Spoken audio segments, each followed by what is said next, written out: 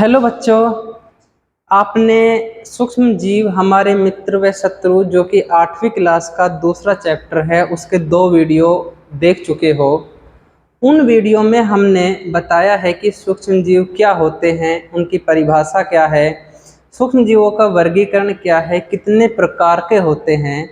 उसके बाद हमने पढ़ा कि सूक्ष्म जीवों का आवास क्या है, वो रहते कहाँ पर है, एक कोशिकीय कौन से हैं, बहुकोशिकीय कौन से हैं। उसके बाद हमने पढ़ा था सूक्ष्म जीवों के लाभदायक प्रभाव।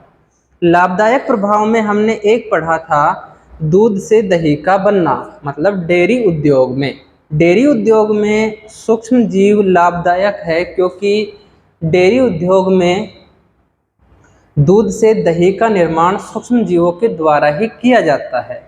नंबर 2 पर हम बात करते हैं बेकरी उद्योग में।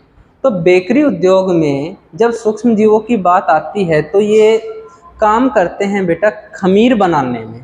अब खमीर क्या होती है, थोड़ी सी प्रक्रिया समझिए। जब हम आटे को, मैदा को या फिर सूजी को गीला करके या गूंथ के उसमें यीस्ट पाउडर या फिर थोड़ा दही मिला के उसको ढक के या पैक करके रख देते हैं, तो ये 2-3 घंटे बाद वो ऊपर की तरफ उसमें झाग की तरह उठ जाता है। वो ऊपर की तरफ उठता है, उसमें झाग आने लग जाते हैं। इसका मतलब ये हुआ कि उसमें जो यीस्ट या हमने बैक्टीरिया मिलाए थे, उन्होंने अनॉक्सीश्वेशन द्वारा उसमें थोड़ा सा उसकी शर्करा को अम्ल में बदल दिया, मतलब किण्वन की प्रक्रिया कर दी। किण्वन की प्रक्रिया क्या होती है वो थोड़ी देर में हम समझने वाले हैं। फिलहाल ये समझो कि हमने आटा या फिर मैदा या सूजी को हमने गूंथ के उसमें यीस्ट पाउडर डाला, ढक के रख दिया। कुछ समय बाद वह फूल जाता है और आटा, गूंथे हुए आटे का, मैदे का या फिर सूजी का इस तरीके से फूलना खमीर कहते हैं। हम कहते हैं कि खमीर उठ गया। ठीक है, तो बेकरी उद्योग में इससे ही हम, जैसे केक आता है या पेस्ट्री आती है, मैदा को हम क्या करते हैं, लगा के रख देते हैं। वो जब उसमें झाग बन जाता है तो हम उसको ऐसे काट लेते हैं और हमारे पास में वो केक के समान, केक का जैसा हमें दिखाई देता है। तो पेस्ट्री, केक, बिस्किट, ब्रेड, ये सब सूक्ष्म जीवों से बनाए जाते हैं बेकरी उद्योग में। यही प्रक्रिया होगी इसके अंदर। ओके, इसके बाद में शराब बियर उद्योग में। शराब बियर उद्योग में क्या होता है कि सबसे पहले हमें ये पता होना चाहिए कि किण्वन की प्रक्रिया क्या होती है, किण्वन किसे कहते हैं। तो किण्वन बेटा शर्करा या चीनी का अल्कोहल में बदलना किण्वन कहलाता है। कोई भी शर्करा हो, यदि वो अल्कोहल में बदल रही है तो हम कहेंगे कि वहाँ पर किण्वन की प्रक्रिया हो रही है। ठीक है, ये लिखा हुआ है शर्करा या चीनी का अल्कोहल में परिवर्तित होना किण्वन कहलाता है। किण्वन की प्रक्रिया मुख्यतः यीस्ट द्वारा होती है, यीस्ट और जीवाणुओं द्वारा। किण्वन की खोज लुईस पास्चर एक वैज्ञानिक था जिसने 1857 में की थी। शराब और बियर फलों के रस से या फिर अनाज को सड़ाने से बनती है। फलों का रस के अंदर कुछ शर्करा पाई जाती है। शर्करा मतलब मीठापन। फलों का जो मीठापन है वो उसकी शर्करा है। कल मैंने बताया था दूध में शर्करा होती है, लैक्टोज। ऐसे ही फलों में या अनाजों में भी अलग अलग प्रकार की शर्करा पाई जाती है। इन शर्कराओं को किण्वन की प्रक्रिया द्वारा अल्कोहल में बदल दिया जाता है और अल्कोहल ही बियर या फिर शराब का मुख्य स्रोत है। तो इस प्रकार शराब और बियर उद्योग में भी सूक्ष्म जीवों का महत्वपूर्ण योगदान है। ओके, इसके बाद में चौथे नंबर पर सूक्ष्म जीवों के लाभदायक प्रभाव में आता है, उसका नाम है अम्ल का निर्माण, यानी एसिटिक अम्ल का निर्माण। हमें यह पता होना चाहिए कि एसिटिक अम्ल सिरके के अंदर पाया जाता है। सिरका जो कि मुख्यतः हमें देखने को मिलता है चाउमीन की दुकान पर। जब भी चाउमीन बनाया जाता है तो उसमें ब्लैक कलर का सिरका, वाइट कलर का सिरका, ये लिक्विड डाले जाते हैं। सिरका एक ऐसा पदार्थ है जो हमारे घरों में भी अम्ल के रूप में यूज किया जाता है। सामान्यतः सलाद के ऊपर हम सिरके का उपयोग कर सकते हैं। सिरके में एसिटिक अम्ल पाया जाता है और ये एसिटिक अम्ल या सिरका गन्ने के रस से बनाया जाता है। मतलब गन्ने के रस में जो शर्करा पाई जाती है, जैसे सुक्रोज, तो गन्ने के रस में सुक्रोज नाम की एक शर्करा पाई जाती है।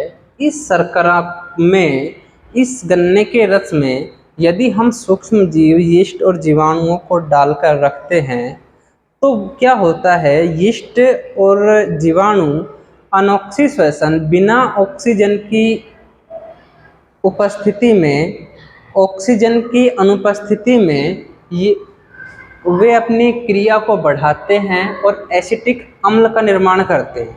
इतना याद रखना है कि गन्ने के रस से एसिटिक अम्ल बनाया जाता है और एसिटिक अम्ल सिरके में पाया जाता है। ओके, इसके बाद में है औषधि बनाने में, दवाइयाँ बनाने में, मेडिसिन बनाने में। औषधि बनाने में सूक्ष्मजीव कैसे उपयोगी है, तो औषधि से पहले हमें पता होना चाहिए एक शब्द एंटीबायोटिक या फिर प्रतिजैविक। एंटीबायोटिक क्या होते हैं, जब हमें कोई भी रोग होता है तो उस रोग को करने वाला कोई ना कोई कारक होता है। जैसे हमें कोई रोग हुआ बैक्टीरिया से, तो बैक्टीरिया को हम कहेंगे रोग कारक। वायरस से हुआ तो हम कहेंगे रोग कारक वायरस को। ऐसे ही ये जो एंटीबायोटिक है, प्रतिजैविक है, ये सूक्ष्म जीवों को, मुख्यतः जीवाणुओं को या तो मार देती है या उनकी वृद्धि को रोक देती है, जिससे हमें सूक्ष्म जीवों से होने वाले रोगों से बचाव करती है। तो एंटीबायोटिक सूक्ष्म जीवों को मारने या उनकी वृद्धि को रोकने वाली एक दवाई है। इसी दवाई को हम एंटीबायोटिक या प्रतिजैविक कहते हैं। इतना हमने 5 लाभदायक उपयोग देखे हैं। छठा लाभदायक उपयोग इसके बाद बताऊंगा। अभी जब हमारे शरीर को एंटीबायोटिक की ज़रूरत ही नहीं है और उस समय हम शरीर को एंटीबायोटिक देते जा रहे हैं, अपने शरीर को आदत डाल रहे हैं, लेकिन जब हमारे शरीर को वास्तव में एंटीबायोटिक की ज़रूरत है और तब हम देंगे तो हमारे शरीर को आदत पड़ चुकी है, वो एंटीबायोटिक हमारे शरीर में काम नहीं करेगी, हमारे शरीर को इफ़ेक्टिव नहीं बनाएगी। तो इसी प्रकार हमें एंटीबायोटिक को हमेशा डॉक्टर की सलाह से लेना चाहिए। एंटीबायोटिक की खोज सन 1929 में अलेक्जेंडर नामक एक वैज्ञानिक ने की थी। अलेक्जेंडर फ्लेमिंग नाम का यह वैज्ञानिक रोगों के संवर्धन पर काम कर रहा था। तो इन्होंने देखा कि एक तस्तरी, एक प्लेट के अंदर जहाँ पर बहुत सारे बैक्टीरिया, वायरस पनप रहे थे, एक जगह उसी तस्तरी में ऐसी थी जहाँ पर बैक्टीरिया, वायरस नहीं थे। जब इसने उसका अध्ययन किया तो उस स्थान पर इन्होंने एक कवक को पाया। तब इनके माइंड में ये आया कि जहाँ पर ये कवक है वहाँ पर सूक्ष्म जीव नहीं पहुँच पा रहे हैं, इसका मतलब कवकों के अंदर कुछ ना कुछ है जिसके कारण सूक्ष्म जीव यहाँ पर नहीं आ रहे हैं।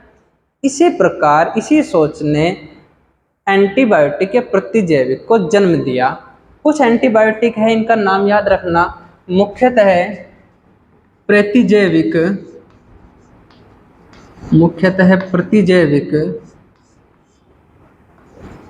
कवक व जीवाणुओं से बनाई जाती है, जीवाणुओं से बनाई जाती है।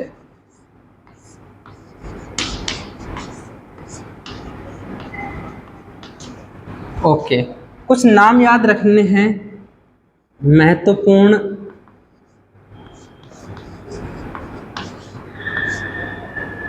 प्रतिजैविक, इम्पोर्टेंट एंटीबायोटिक, इनके तुम्हें नाम याद रखने हैं। जैसे number 1 azithromycin, azithromycin. Number 2 penicillin. Penicillin. Number 3 streptomycin. तो इन 3 एंटीबायोटिक के तुम्हें नाम याद रखने हैं, एजिथ्रोमाइसिन, पेनिसिलिन और स्ट्रेप्टोमाइसिन। प्रतिजैविक के बारे में हमें पता चला कि ये सूक्ष्म जीवों की वृद्धि को रोकती है, सूक्ष्म जीवों को मारती है। अलेक्जेंडर फ्लेमिंग ने 1929 में इसकी खोज की थी। प्रतिजैविक सामान्यतः कवकों और जीवाणुओं से प्राप्त होती है और मुख्यतः जो प्रतिजैविक एंटीबायोटिक है वो स्ट्रेप्टोमाइसिन, पेनिसिलिन और है एजिथ्रोमाइसिन। ये एंटीबायोटिक सामान्यतः काम आने वाली एंटीबायोटिक है। तो बच्चों आज के लिए इतना ही। हमने सूक्ष्म जीवों के अब तक 5 लाभदायक प्रभाव देखे हैं। इसके बाद हम पढ़ने वाले हैं 5 के बाद में छठा लाभदायक प्रभाव जो है वो है वैक्सीन।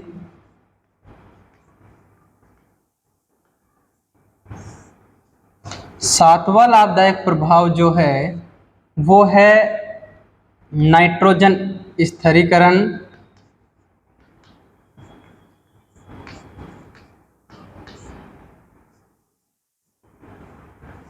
आठवां लाभदायक प्रभाव जो है वो है पर्यावरण का शुद्धिकरण।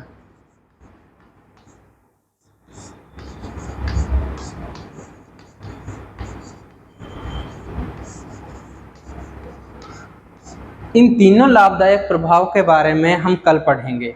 आज के लिए इतना ही। सभी बच्चे देखना, आराम से नोट्स बनाना।